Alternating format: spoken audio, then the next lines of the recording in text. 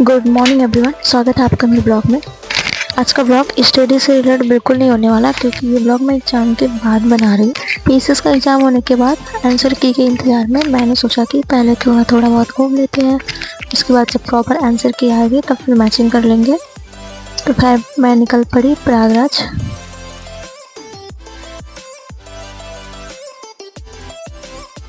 हालांकि प्रयागराज को छोड़े मुझे काफ़ी टाइम हो गया, इसलिए मुझे जैसे जैसे मैं प्रयागराज के पास से पहुंचती थी मुझे एक अलग सी खुशी होती थी, क्योंकि इस शहर से कुछ ज़्यादा ही मुझे लगाव है।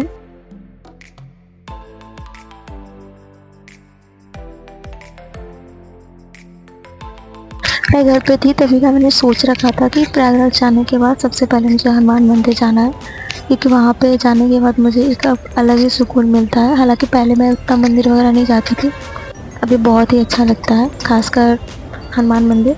क्योंकि जब मैं यहाँ पे प्रॉपर तरीके से रहती थी तो अक्सर यहाँ पे आया जाया करती थी, तो काफ़ी टाइम से मैं हनुमान मंदिर जाने का मिस कर रही थी।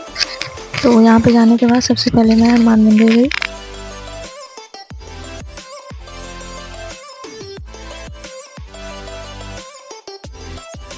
देन नेक्स्ट प्लान था संगम घूमने का, तो फिर हम वहाँ पे निकल पड़े। हालांकि प्रयागराज में इस टाइम कोई खास फेस्टिवल था नहीं, तो ज़्यादा भीड़ नहीं थी संगम पे, काफ़ी अच्छा लग रहा था यहाँ पे।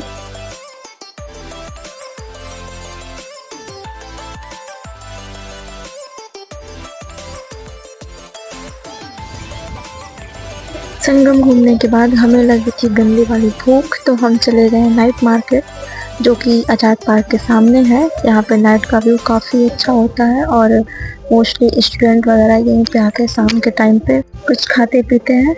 देन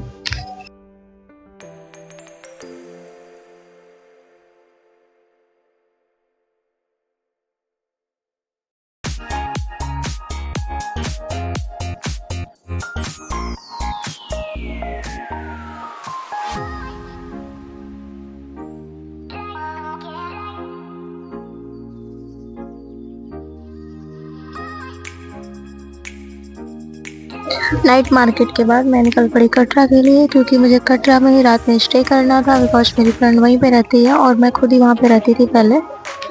इस टाइम कटरा का या फिर पूरे प्रयागराज में काफ़ी अच्छा व्यू था, क्योंकि दिवाली का टाइम चल रहा था, तो हर तरफ डेकोरेशन वगैरह थी। और खासकर कटरा में इस टाइम काफ़ी प्यारी प्यारी चीज़ें डेकोरेशन की और दिवाली रिलेटेड सारी चीज़ें काफ़ी अफोर्डेबल प्राइस में मिल रही थी। थोड़ा बहुत शॉपिंग करने के बाद हमने किया रात का डिनर में प्रयागराज के स्टूडेंट्स प्रॉपर खाना नहीं खाते हैं, वो सिर्फ फास्ट फूड पर ही अपना काम चलाते हैं। फाइनली 2 दिन घूमने के बाद मैं घर वापस आ गई, और आज था दिवाली एंड टुडे इज 20 अक्टूबर। आज दिवाली का दिन था, तो मैं उसी के लिए तैयार हो रही थी अभी।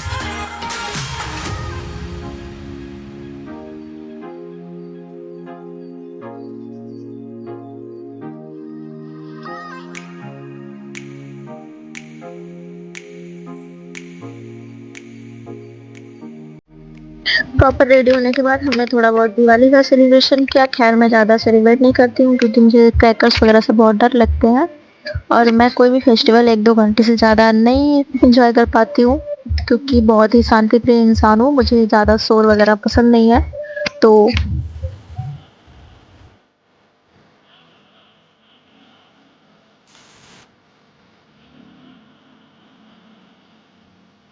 घर पे वापस आने के साथ ही पीसीएस की आंसर की भी आ गई थी, तो मेरे पास सारा टाइम भी था, तो मैंने प्रॉब्लम ऐसे मिलाया था कुछ क्वेश्चंस ओएमआर से। तो उस टाइम तो मेरे 93 नेट क्वेश्चंस बन रहे थे। I think it was good marks and I was sure कि शायद मे बी इस बार मुझे मेंस लिखने का मौका मिल जाए, क्योंकि सी साइड जो है अच्छा खासा क्लियर हो चुका था, और जीएस में भी मेरी 93 नेट बन रहे थे। बट मेरे साथ बहुत ही बड़ा ब्लंडर हो गया।